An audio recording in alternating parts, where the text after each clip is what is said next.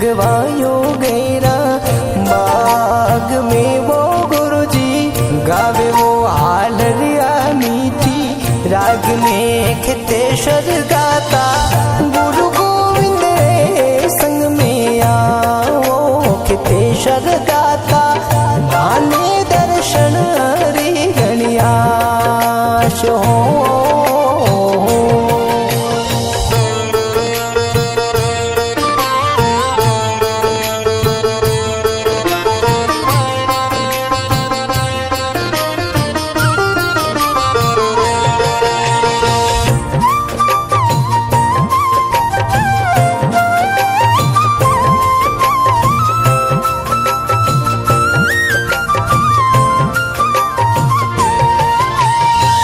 ब्रह्मलोक सुधरनी आविया गुरुवर जी मारा ब्रह्मलोक सुधरती आविया मरदाता पुरोहित कुल परिवार ओ खितेश्वर मारा उद्देश खराड़े अवतार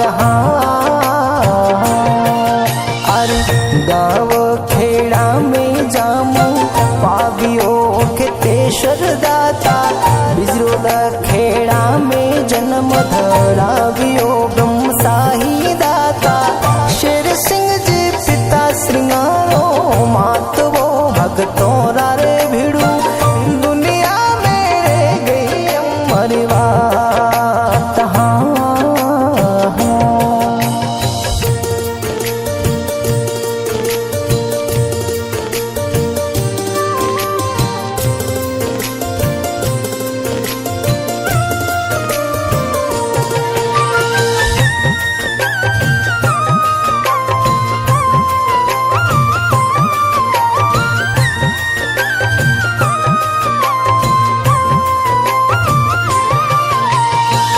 आसुतरा में ब्रह्म धाम बनाविया वो गुरुजी ब्रह्म संग सावतरी भी ठाविया सतगुरु जी मारा सत्योरा रोशना मीटाविया खितेश्वर दाता केशर पुनोरी बरसात।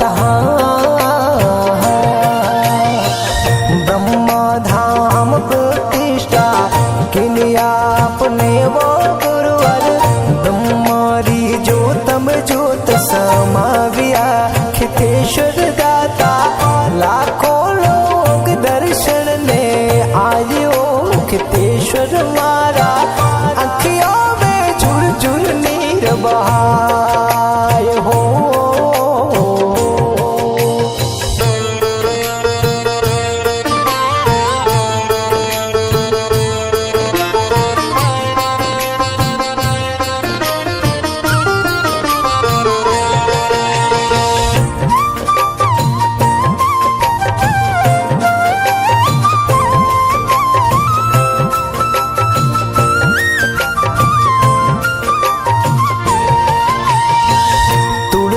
राम जी मनरी मौज में वो सतगुरु आठों पौर सिमरना आपरी वो गुरुवर बैकुंठ धाम बनवायो खितेश्वर दाता गुरु शरणो चित रे लगाए। पूनम रो मेलो जोर रो सुन लीजो बीरा आठवो अजूब मरुधर देश में जोई